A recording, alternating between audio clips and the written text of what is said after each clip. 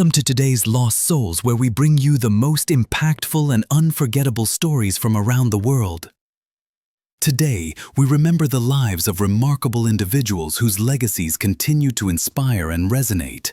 From iconic musicians to trailblazing activists, join us as we celebrate their extraordinary contributions and bid farewell to those who have left an indelible mark on our lives.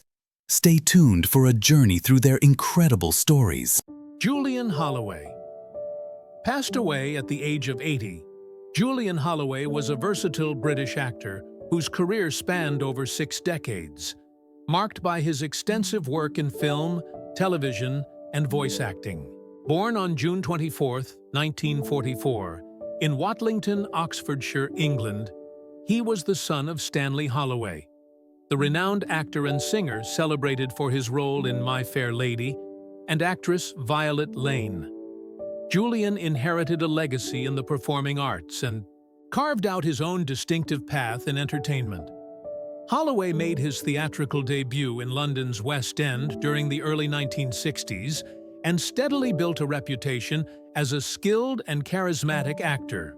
He gained widespread recognition for his roles in the beloved British Carry On film series, appearing in multiple installments such as Carry On Up the Khyber, 1968, Carry On Camping, 1969, Carry On Loving, 1970, and Carry On Henry, 1971. His performances in these comedies helped establish him as a familiar face in British cinema and endeared him to audiences with his comedic timing and charm. Apart from comedy, Julian demonstrated considerable range with roles in dramas and crime. Films like Porridge, 1979, The Great Rock and Roll Swindle, 1980, and Rough Cut, 1980, which starred Burt Reynolds. His television credits were equally impressive, including appearances in popular shows such as Doctor Who, notably in the serial Survival, 1989, The Professionals, Minder, The New Avengers, and The Sweeney. He also appeared in theatrical adaptations, such as Rebecca, and prominent BBC productions like Eucridge, based on P.G. Wodehouse's stories. In addition to on-screen acting, Holloway became a sought-after voice artist, lending his voice to numerous animated series and video games, including James Bond Jr., Where's Waldo?, Garrett's Tates and Captain Zed, and the Z Zone. His distinctive voice and vocal versatility made him a popular choice for voiceover work both in the UK and the United States. Later in life, Julian split his time between the UK and California, where he continued his career in voice acting and stage direction. In 1993, he made his Broadway debut in My Fair Lady, portraying the character originally made famous by his father, further cementing his theatrical heritage. Julian Holloway passed away on February 16, 2025, in Bournemouth, England, after a brief illness due to a lung infection. He was survived by his daughter, author and former model Sophie Dahl, and a legacy of over 100 acting credits, a testament to his enduring talent and dedication to his craft. Julian Holloway's passing marked the loss of a cherished figure in British entertainment, remembered for his comedic flair, rich vocal work, and a diverse career that touched the hearts of audiences through generations. Sandra Milo. Passed away at the age of 90, Sandra Milo was a celebrated Italian actress and television personality noted for her captivating presence and memorable work alongside some of Europe's greatest filmmakers. Born Salvatrice Elena Greco on March 11, 1933, in Tunis, Tunisia, Milo's career in Italian cinema blossomed in the 1950s and 1960s, where she became synonymous with the allure and vivacity of post-war Italian cinema. Sandra Milo made her film debut at age 20 in Lo Scapolo, 1955, quickly gaining attention with her vibrant and sensual performances.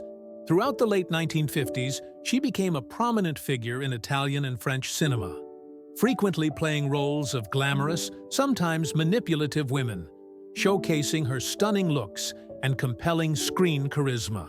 Some of her notable films during this period include The Adventures of Arsène Lupin, 1957, General de la Rovere, 1959, and The Green Mare, 1959, the latter considered one of the inspirations for the British comedy classic Tom Jones. Her career took a pivotal turn when she was discovered by Italian maestro Federico Fellini, who cast her in 812, 1963, one of his most acclaimed works. In this film, Milo portrayed Carla, the playful and provocative mistress of the protagonist, a role that won her critical acclaim and a Nastro d'Argento Award for Best Supporting Actress. She later collaborated with Fellini again in Juliet of the Spirits, 1965, further cementing her status as an emblematic muse of Italian cinema's golden age. These roles helped her transcend the typical temptress stereotype and display a range of emotional depth and complexity. Sandra's career later shifted towards television, where she became a popular hostess and personality in Rome during the 1960s. After a brief retirement in the late 60s, she made a significant comeback in the late 1970s, transitioning into roles that reflected her maturity, including parts in stage adaptations and films like Riavanti, Marsh, 1979, and Camerieri, 1995. In her later years, Milo continued to act in Italian cinema sporadically, appearing in films up to 2023, including A Bookshop in Paris, 2021, demonstrating her enduring passion for the craft. She also authored books and remained a revered figure in Italy's cultural scene. Sandra Milo's death on January 29, 2024, due to lung cancer, marked the loss of a radiant star whose work helped define a critical era in European cinema. Fondly remembered for her unique voice, spirited performances, and her embodiment of the Italian cinematic spirit, Milo left behind a legacy cherished by audiences and filmmakers alike. David Bowie. Passed away at the age of 69, David Bowie was an iconic English singer, songwriter, and actor whose groundbreaking influence went beyond music to impact fashion, art, and popular culture around the world. He died on January 10, 2016, at his home in New York City after an 18-month private battle with liver cancer, a diagnosis he kept tightly guarded from the public and most of his close associates. Born David Robert Jones on January 8, 1947, in Brixton, London, Bowie's career spanned over 4 decades, during which he released 25 studio albums. He emerged on the musical scene with the 1969 hit single Space Odyssey, telling the story of the fictional astronaut Major Tom. Throughout the 1970s, his unique blend of rock, glam, and theatrical personas, with Ziggy Stardust being the most famous, catapulted him to international superstardom. Albums such as Hunky Dory, 1971, The Rise and Fall of Ziggy Stardust and the Spiders from Mars, 1972, and Young Americans, 1975, featured classics like Changes, Life on Mars, Fame, and Heroes, charting a musical evolution that pushed boundaries of genre and identity. Bowie's artistic daring extended to film, where he delivered memorable performances as the alien Thomas Jerome Newton in The Man Who Fell to Earth, 1976, the Goblin King Jareth in Labyrinth, 1986, and the lead in the Broadway production of The Elephant Man during the early 1980s. His distinctive voice and enigmatic charisma made him a multifaceted artist who constantly reinvented himself. His final album, Black Star, released just 2 days before his death on his 69th birthday, was acclaimed as a poignant farewell and artistic masterpiece.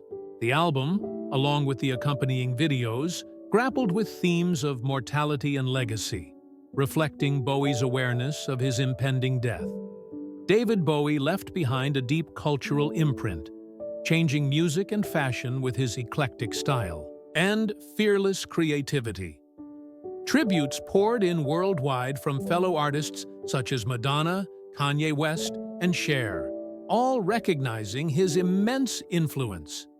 His death was mourned by fans worldwide, with memorials and vigils held in London, New York, and Berlin, cities central to his life and career. Bowie was cremated in New Jersey, and his ashes scattered in Bali, Indonesia, reflecting his connection to the spiritual and the exotic. David Bowie's legacy remains that of a visionary artist who shaped the modern music landscape, an innovator who inspired endless creativity, and a beloved figure whose work transcends generations. Sean Connery.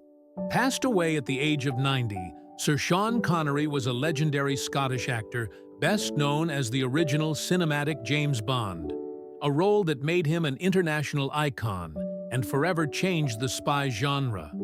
He died peacefully in his sleep on October 31, 2020, at his home in the Lyford Cay community of Nassau, Bahamas, after a period of declining health, including dementia. His death was caused by respiratory failure brought on by pneumonia and atrial fibrillation. Born Thomas Sean Connery on August 25, 1930, in Edinburgh, Scotland, Connery's rise from humble origins, working as a milkman and bodybuilder, to the heights of cinematic fame was marked by charisma, a commanding presence, and rugged good looks. First cast as James Bond in 1962's Dr. No, Connery redefined the character with his blend of sophistication, toughness, and wit. He appeared as Bond in 7 films, including classics Goldfinger, 1964, Thunderball, 1965, and You Only Live Twice, 1967, setting the gold standard for the character and inspiring countless successors. Beyond Bond, Connery's career showcased his range across genres. He earned an Academy Award for Best Supporting Actor for The Untouchables, 1987, portraying tough Irish-American cop Jimmy Malone. His films, such as Indiana Jones and The Last Crusade, 1989, The Hunt for Red October, 1990, The Rock, 1996, and Murder on the Orient Express, 1974, further cemented his status as a cinematic heavyweight. Connery's towering screen presence was matched by his off-screen humility and wit. Knighted by Queen Elizabeth II in 2000 yuan for services to film drama, he often championed Scottish heritage and culture. Though retired from acting since the early 2000s, his influence endured deeply, with actors, filmmakers, and fans worldwide celebrating his legacy as the definitive Bond and a screen legend. After his passing, tributes poured in from fellow actors, like Michael Caine and Pierce Brosnan, directors and royalty, recognizing Connery's transformative impact on cinema and popular culture. His remains were cremated and scattered in Scotland at undisclosed locations in 2022, allowing the iconic star to rest in his homeland. Sean Connery's legacy as a trailblazer, cultural icon, and irreplaceable talent continues to shine brightly, forever remembered as the man who embodied elegance, grit, and charisma on screen, capturing the hearts of millions across generations. Frank Sinatra. Passed away at the age of 82, Frank Sinatra was an iconic American singer, actor, and cultural figure whose voice and style defined much of 20th century popular music. Known as Old Blue Eyes and the chairman of the board, Sinatra's remarkable career spanned over 5 decades, making him one of the best-selling music artists of all time, with an estimated 150 million records sold worldwide. Born Francis Albert Sinatra on December 12, 1915, in Hoboken, New Jersey. To Italian immigrant parents, he was introduced to music at a young age. Inspired by Bing Crosby, Sinatra began performing in local singing groups during his teenage years, eventually joining big bands led by Harry James and Tommy Dorsey. His solo career skyrocketed in the 1940s, becoming a sensation with the teen Bobby Soxers and releasing timeless hits like I'll Never Smile Again, Strangers in the Night, and My Way. Songs that have become standards. Sinatra also enjoyed a successful career as an actor, starring in over 50 films and winning an Academy Award for Best Supporting Actor for his role in From Here to Eternity, 1953. Other notable films in his repertoire include The Man with the Golden Arm, 1955, and Ocean's 11, 1960. He was also a member of the legendary Rat Pack, known for their Las Vegas shows and influential presence. In his later years, Sinatra faced health challenges including heart and breathing problems, pneumonia, bladder cancer, and dementia. Despite his declining health, he remained a symbol of elegance, style, and artistry until his passing on May 14, 1998, at Cedars-Sinai Medical Center in Los Angeles. His death was the result of a severe heart attack. His funeral was attended by Hollywood's elite and featured tributes to his enduring impact on music and film, with the inscription on his headstone quoting one of his most famous songs, "The best is yet to come." Frank Sinatra's legacy is etched deeply into the fabric of American music and culture, remembered for his unparalleled voice, charismatic stage presence, and lasting impact as a cultural icon. Dustin Diamond passed away at the age of 44. Dustin Diamond was an American actor, comedian, director, and musician best known for his role as Samuel "Screech" Powers on the iconic television show Saved by the Bell. Born Dustin Neil Diamond on January 7, 1977, in San Jose, California, he gained widespread recognition during his youth for portraying the nerdy but lovable Screech, a character who became a defining part of 1990s pop culture. Diamond's acting career began in childhood, with early roles, including appearances on series such as The Wonder Years and the film Big Top Pee-wee, 1988. His breakthrough came when he was cast in the Disney Channel series Good Morning, Miss Bliss, 1988-1989, which later evolved into Saved by the Bell, 1989-1993. He played Screech for the show's entire run and continued the character in spin-offs like Saved by the Bell, The College Years, and Saved by the Bell, The New Class, maintaining a presence in the franchise for nearly 13 years. Diamond's Screech was instantly recognizable for his high-pitched voice, quirky fashion, and slapstick humor, making him the heart of many comedic moments on the show.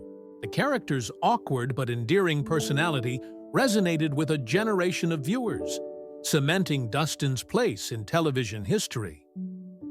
After Saved by the Bell, Diamond pursued stand-up comedy, touring extensively. He also dabbled in reality TV and participated in projects that often referenced his past fame, including a cameo in Dickie Roberts' Former Child Star, 2003. His career later faced controversies, including legal troubles and a stint in jail related to a bar altercation. In January 2021, Dustin was diagnosed with stage 4 small cell lung carcinoma, a rare and aggressive cancer. Despite being a non-smoker, he suspected environmental factors contributed to his illness.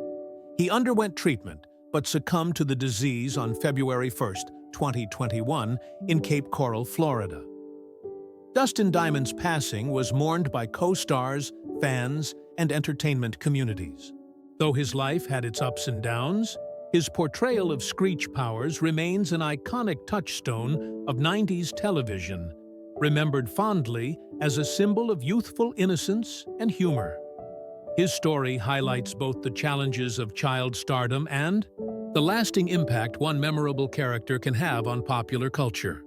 Macaulay Carson Culkin. Macaulay Carson Culkin was born on August 26, 1980 in New York City, into what would become one of the most famous yet troubled families in Hollywood history. The third of 7 children born to Kit Culkin, a former stage actor turned children's manager, and Patricia Brentup, a telephone operator. Macau's early life was marked by both extraordinary opportunity and underlying dysfunction that would later define much of his personal struggles. Growing up in a cramped apartment on the Upper East Side of Manhattan, the Culkin household was far from the glamorous life that Macaulay would later inhabit. His father, Kit, harbored dreams of theatrical success that had largely eluded him in his own career. Recognizing his children's potential as a pathway to the success he had never achieved, Kit began pushing his offspring into the entertainment industry from remarkably young ages. This decision would prove both blessing and curse for the Culkin children, particularly for Macaulay, who showed the most promise and charisma. Macaulay's entry into acting began almost by accident when he was just 4 years old. While accompanying his aunt to a casting call, young Macaulay caught the attention of casting directors with his natural charm and precocious personality. This chance encounter led to his first role in a stage production of Bach Babies at the Étoile, New York Philharmonic. The experience revealed not only Macaulay's natural talent, but also his father's intense ambition to capitalize on his son's abilities. The family dynamic was complicated from the start. Kit Culkin was known for his controlling and often aggressive management style, treating his children's careers as business ventures rather than childhood experiences. Patricia, while more nurturing, was often overshadowed by Kit's domineering presence and his single-minded focus on achieving success through his children. This created an environment where childhood innocence was sacrificed for professional achievement, a theme that would resonate throughout Macaulay's life. As the family's primary breadwinner from such a young age, Macaulay bore responsibilities that no child should carry. His siblings, Dakota, Kieran, Quinn, Christian, Rory, and Shane, would also enter the entertainment industry, but none would achieve the meteoric success that Macaulay experienced. This created additional pressure within the family structure, as Macau's career success became the foundation upon which the entire family's lifestyle depended. The early signs of Macau's exceptional talent were unmistakable. Beyond his natural acting ability, he possessed an unusual maturity and professionalism that impressed industry veterans. However, this precociousness came at the cost of typical childhood experiences. While other children his age were playing with toys and attending regular school, Macaulay was memorizing scripts, attending auditions, and working long hours on film sets. The Culkin family's financial situation began to improve as Macaulay's career gained momentum, but the emotional and psychological costs were mounting. Kit's management style became increasingly controlling, and he began to isolate his children from outside influences that might challenge his authority. This isolation would later contribute to Macau's struggles with forming healthy relationships and navigating the world outside the entertainment industry. Despite the challenging family dynamics, Macau's early childhood was also marked by genuine moments of creativity and joy.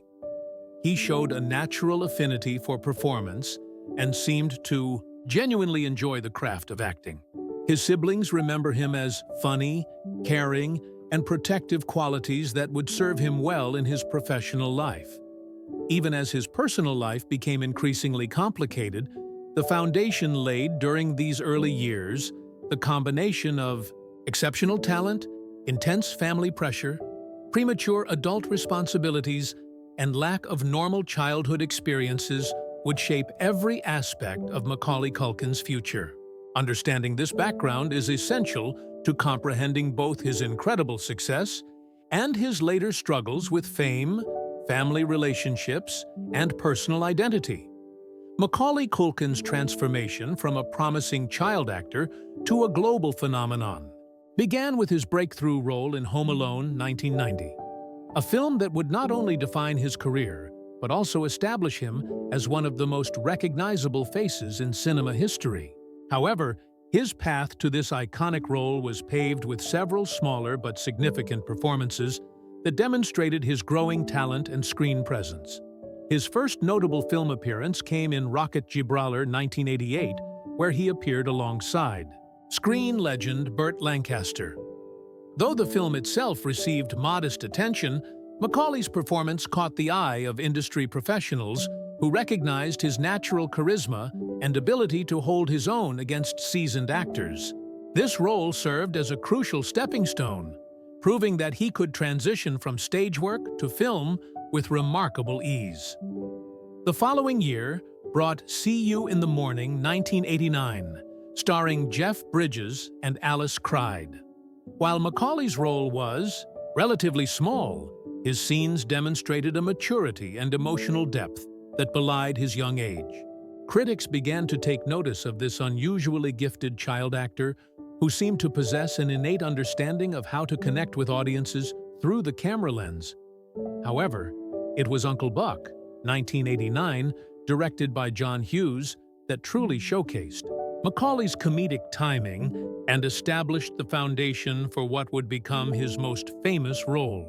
Playing Miles Russell, the suspicious and sharp-tongued nephew who engages in a battle of wits with John Candy's character, Macaulay delivered lines with perfect comedic timing that had audiences laughing while simultaneously admiring his precociousness. John Hughes was so impressed with Macaulay's performance that he began writing what would become Home Alone, specifically with the young actor in mind. Home Alone premiered in November 1990 and immediately became a cultural phenomenon that exceeded all expectations. The film's premise, an 8-year-old boy accidentally left behind when his family rushes off on vacation who must defend his home against 2 burglars, seemed simple enough, but Macaulay's performance elevated it into something magical. His portrayal of Kevin Mallister combined vulnerability with resilience, mischief with intelligence, and childlike wonder with surprising maturity. The film's success was staggering by any measure. It grossed over $476 million worldwide, making it the highest-grossing live-action comedy of all time at that point. More importantly, it established Macaulay as a bona fide movie star with the rare ability to carry a major Hollywood production entirely on his shoulders. His famous aftershave scene, his elaborate booby traps, and his interactions with the wet bandits became instantly iconic moments that are still referenced in popular culture today. The success of Home Alone brought with it a level of fame that few child actors had ever experienced. Macaulay's face appeared on magazine covers worldwide. He became a regular guest on major television shows, and his every public appearance was met with screaming fans and paparazzi attention. For a 10-year-old child, this level of scrutiny and adoration was both thrilling and overwhelming. At capitalizing on this success, Home Alone 2, Lost in New York, was rushed into production and released in 1992.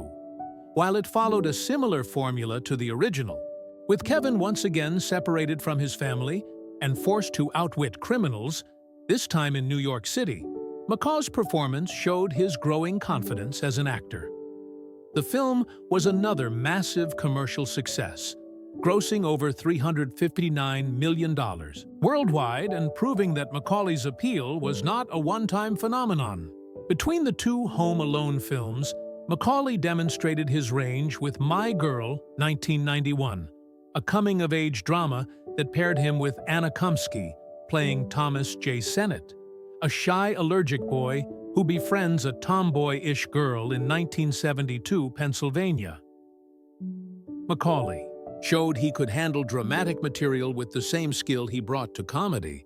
His character's tragic death from a bee sting allergy provided one of the film's most emotionally powerful moments and proved that audiences were willing to follow Macaulay into more serious territory. The period from 1990 to 1994 represented the peak of Macaulay's commercial success and cultural influence. During this time, he also appeared in The Good Son, 1993, a psychological thriller that cast him against type as a disturbed child with sociopathic tendencies. While the film received mixed reviews, Macaulay's willingness to take on such a dark role demonstrated his desire to be taken seriously as an actor, rather than simply capitalizing on his cute kid image. His final major film of this period was The Nutcracker, 1993, where he played both the title character and the Nutcracker Prince in George Balanchine's adaptation of the classic ballet. While the film was not a commercial success, it showcased Macau's versatility and his commitment to challenging himself artistically, even when commercial considerations might have suggested safer choices. By 1994, at just 14 years old, Macaulay Culkin had achieved something remarkable in Hollywood. He had successfully transitioned from promising child actor to legitimate movie star with genuine box office power. His films had grossed hundreds of millions of dollars. He had proven his ability to handle both comedy and drama, and he had become a household name around the world.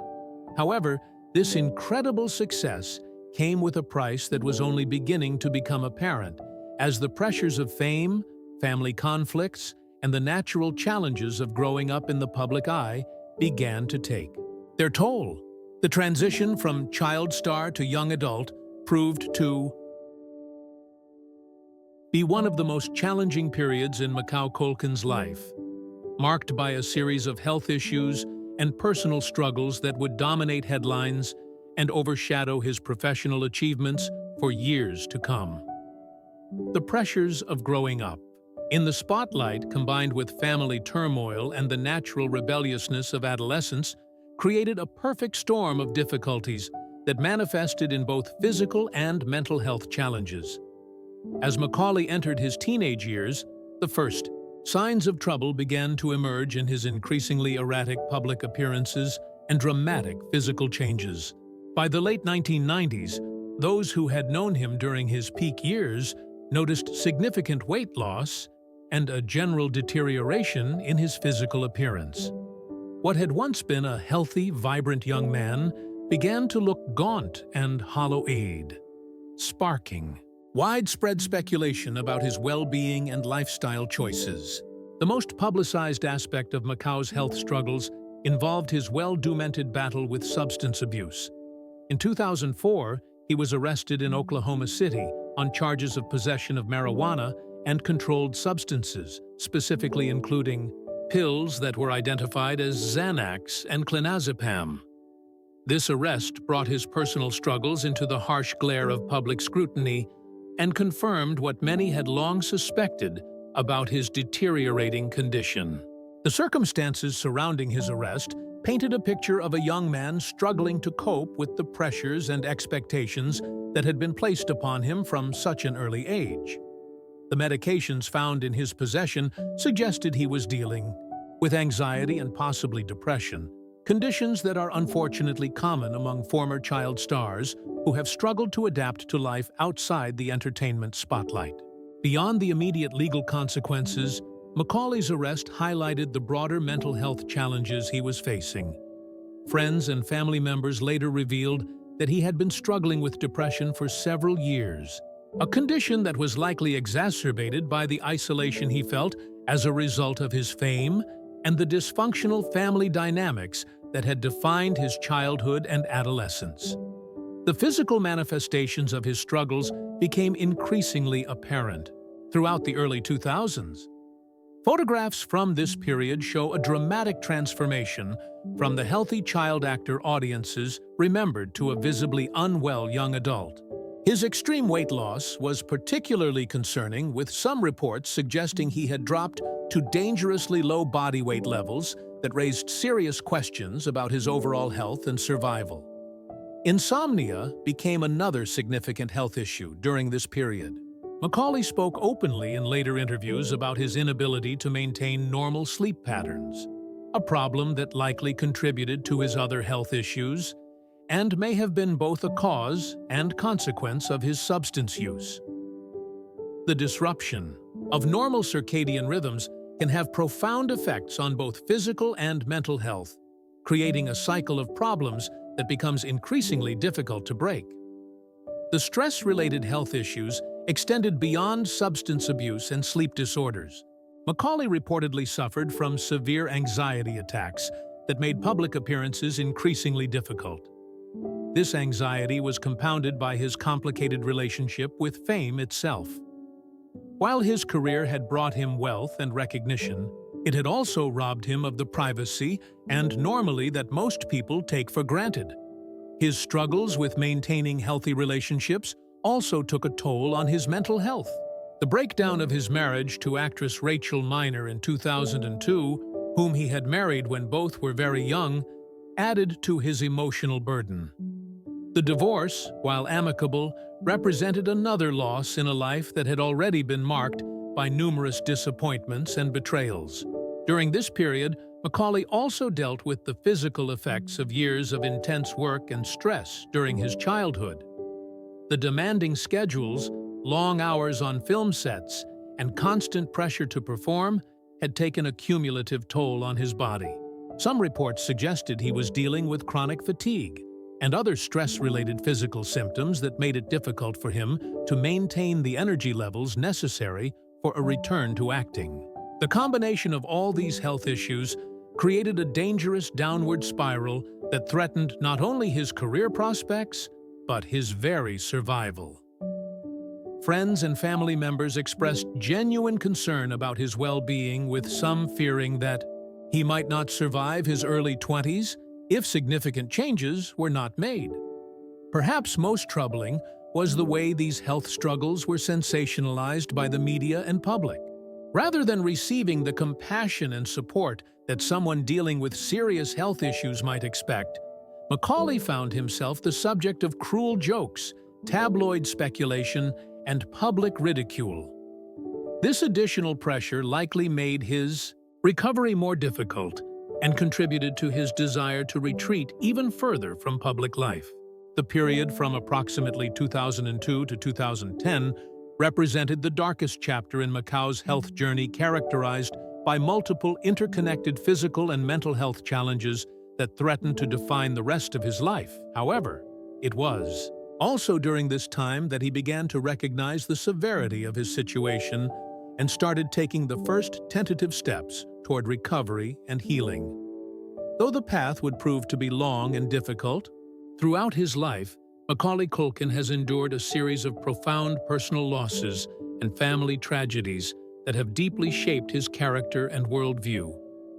These experiences of grief and loss, beginning in his youth and continuing into his adult years, have added layers of complexity to his already challenging journey from child star to mature adult, providing both sources of pain and catalysts for personal growth and resilience. The most devastating loss in Macau's life came in December 2008 with the tragic death of his younger sister, Dakota Culkin. Dakota, who was just 29 years old at the time of her death, was struck by a car while crossing a street in Los Angeles. The accident occurred when she stepped into traffic and was hit by a vehicle, dying from her injuries shortly afterward. This sudden and unexpected loss shattered the Culkin family and had a particularly profound impact on Macaulay, who had maintained close relationships with his siblings despite the various family conflicts over the years. Dakota's death represented more than just the loss of a beloved sister.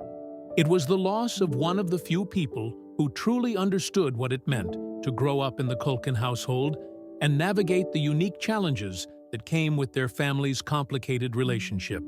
With fame in the entertainment industry, Dakota had also been involved in acting, though not to the extent of her famous brother, and she understood the pressures and expectations that had shaped their childhood experiences.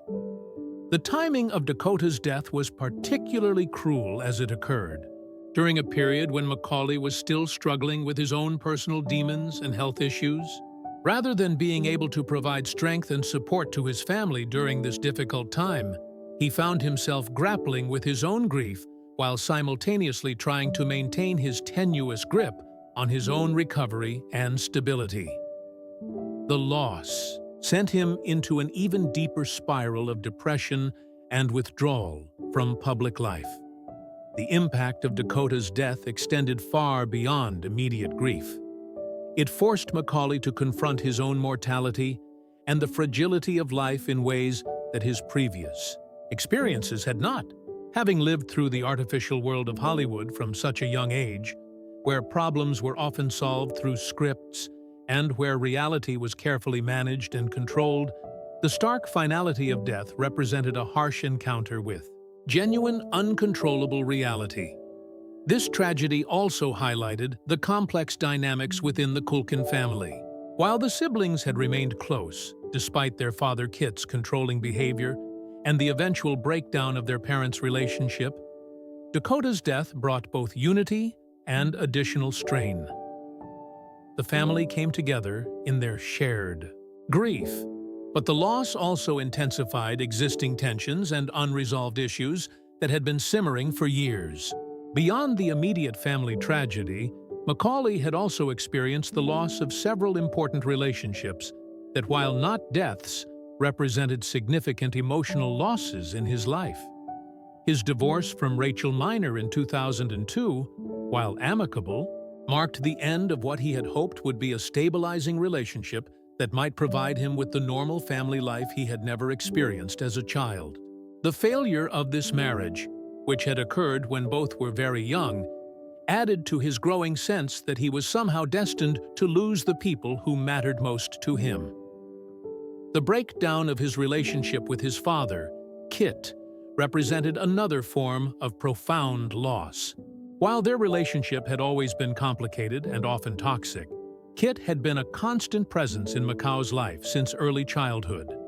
The legal battles over his earnings and career control culminating in Macau's decision to legally remove his parents from any involvement in his financial affairs represented the death of any hope for a normal father-son relationship. This loss was particularly painful because it involved not just Kit, but also complicated his relationship with his mother Patricia, who had been caught in the middle of the conflict.